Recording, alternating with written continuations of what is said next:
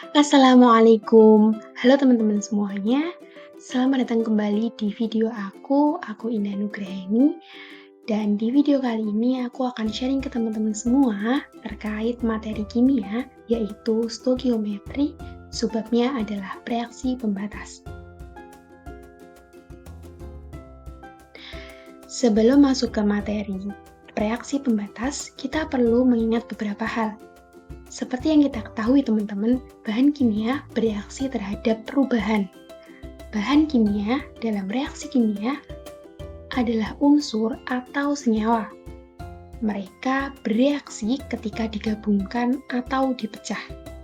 Nah, apakah teman-teman ingat perbedaan antara unsur, senyawa, dan zat? Untuk mengingatnya, tonton video ini sampai akhir ya teman-teman.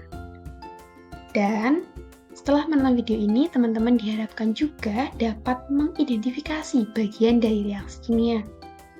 Yang kedua, menjelaskan konsep stoikiometri, subbabnya reaksi pembatas, serta menentukan zat yang menjadi reaksi pembatas dalam persamaan reaksi kimia. So, langsung saja teman-teman. Kita ingat kembali. Atom dalam reaksi kimia. Mereka mengatur ulang. Beberapa ikatan atom terputus dan beberapa ikatan baru terbentuk.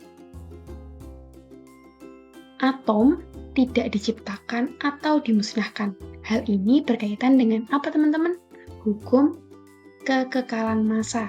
Dalam suatu reaksi kimia, massa total zat sebelum dan sesudah reaksi tetap sama. Kalau teman-teman masih ingat, berkaitan dengan hukum kekekalan massa, jumlah unsur dan atomnya tetap sama sebelum dan sesudah reaksi kimia. Coba teman-teman perhatikan persamaan kimia berikut ini ya. Ada 2H2 ditambah O2 menghasilkan 2H2O.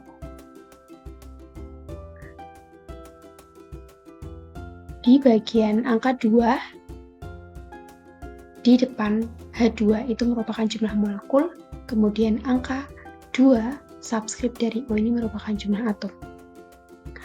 Dari persamaan ini kita dapat membaca 2 molekul hidrogen memiliki 4 atom, 1 molekul oksigen memiliki 2 atom, dan 2 molekul air memiliki 4 atom hidrogen dan 2 atom oksigen. Selanjutnya teman-teman, kita juga perlu mengingat rumus kimia serta persamaan kimia.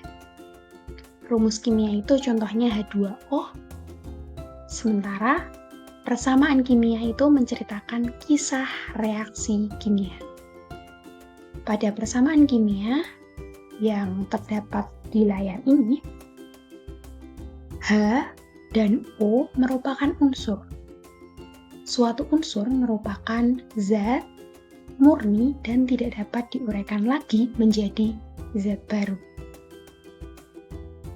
Sementara senyawa adalah gabungan zat-zat murni, sehingga dapat disimpulkan bahwasannya unsur itu zat murni dan senyawa adalah gabungan dari unsur. Setelah teman-teman tadi mengingatkan kembali terkait dengan rumus kimia, persamaan kimia, kemudian ada unsur, kemudian ada senyawa. Nah, sekarang coba ceritakan kisahnya reaksi kimia tadi. Siapa saja karakternya, bagaimana cerita itu dimulai dan di akhir. Ini sebelah kanan ini ada petunjuk ya. Tanda tambah atau plus ini artinya bereaksi dengan, sementara anak panah diartikan menghasilkan. Karakter pada reaksi kimia yaitu ada reaktan dan produk. Kira-kira teman-teman tahu belum reaksinya itu seperti apa? Oke, tanpa berlama-lama, langsung saja kita spill di sini. Jadi, kisah reaksi kimianya itu 4 atom hidrogen bereaksi dengan 2 atom oksigen.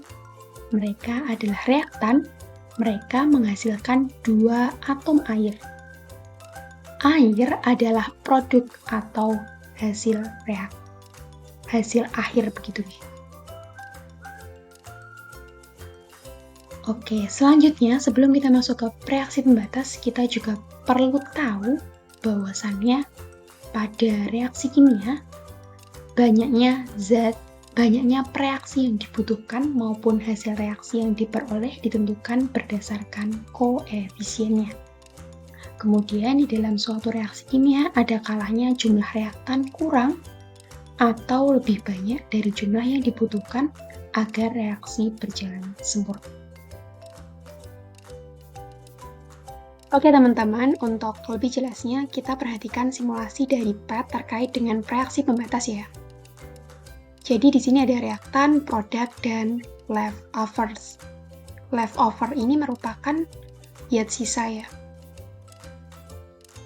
Oke, di sini ada analoginya yaitu sandwich, kemudian ada molekul atau persamaan kimia langsungnya dan ada gamesnya. Di sini kita langsung masuk ke molekul.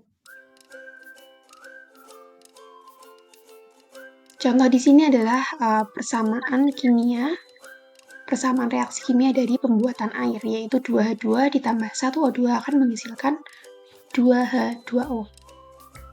Nah, apabila di sini kita custom ya, ada 2 molekul H2, kemudian ada 2 molekul O2, maka akan menghasilkan 2 molekul H2O. Kemudian reaksi pembatasnya adalah H2 karena habis bereaksi dan O2 di sini berperan sebagai zat sisanya. Sementara apabila di sini kita custom H2-nya ada 3 molekul sementara O2-nya sesuai dengan persamaan reaksi di atas, maka dia akan menghasilkan 2 molekul H2O, kemudian zat sisanya adalah H2, sementara reaksi pembatasnya atau zat yang habis bereaksi adalah O2. Jadi seperti itu ya teman-teman. Oke teman-teman, untuk lebih jelasnya kita perhatikan simulasi dari contoh simulasi sebelumnya gitu. Kita jadi tahu ya teman-teman, reaksi pembatas contohnya dalam pembentukan air dengan persamaan reaksi 2H2 ditambah O2 menghasilkan 2H2O. Kita tahu reaktan atau reaksinya itu adalah 2H2 ditambah O2. Nah, reaksi pembatas atau limiting reactants adalah reaktan yang habis pertama kali dalam suatu reaksi dan membatasi jalannya reaksi. Kemudian, reaksi berlebih merupakan reaktan yang tersisa dalam suatu reaksi. Jadi begitu ya teman-teman. Untuk lebih memahami lagi, alangkah lebih baiknya kita latihan soal dulu. Sebanyak 0,3 mol AgNO3 dan 0,3 mol K3PO4 menurut reaksi AgNO3 ditambah K3PO4 menghasilkan Ag3PO4 ditambah KNO3. Zat yang menjadi reaksi pembatas adalah, caranya bagaimana? Kita tulis persamaan reaksi setaranya dulu. Kemudian kita tentukan perbandingan mol AgNO3 dibagi koefisiennya dibanding mol K3PO4 dibanding koefisiennya. Jadi kita cari perbandingan mol per koefisien dari bahan kimianya atau reaktan dari suatu persamaan reaksi setaranya.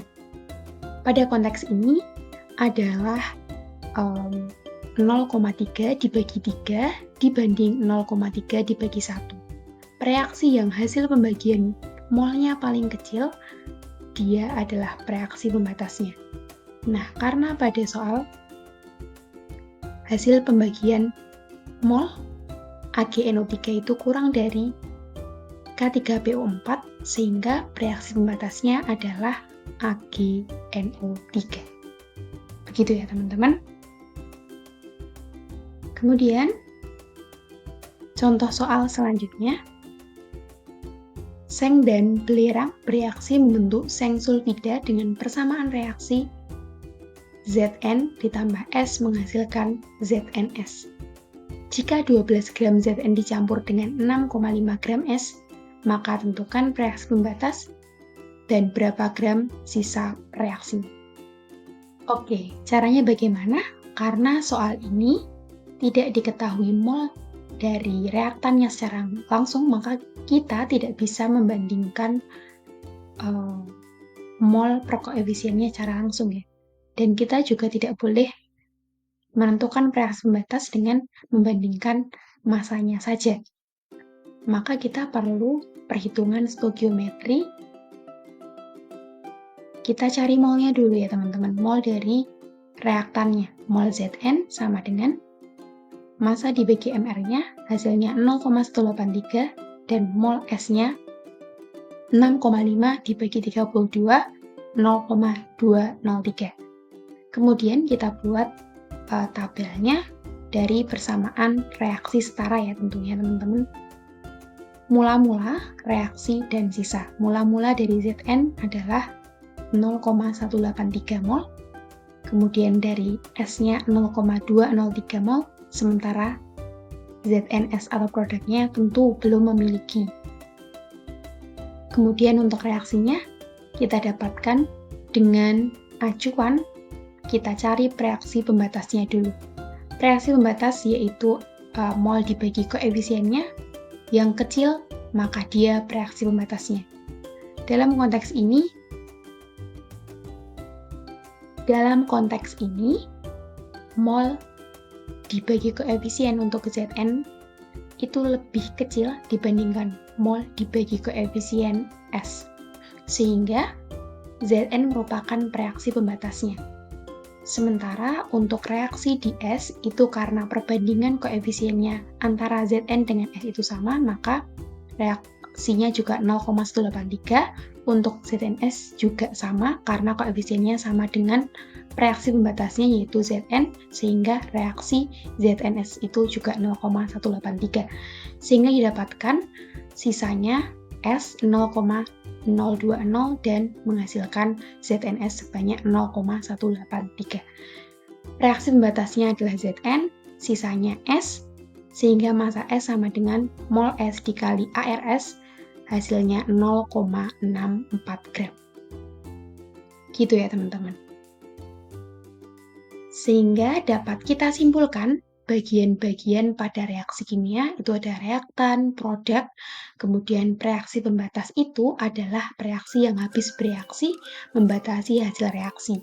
Cara menentukan reaksi pembatas yaitu mol reaksi dibagi koefisien. Nilai paling kecil merupakan reaksi pembatas. Reaksi pembatas menjadi acuan dalam menentukan jumlah zat yang bereaksi lainnya atau jumlah zat yang dihasilkan. Sekian video materi sharing kali ini teman-teman. Terima kasih atas antusiasmenya. Terima kasih sudah menonton, semoga bermanfaat. Wassalamualaikum warahmatullahi wabarakatuh.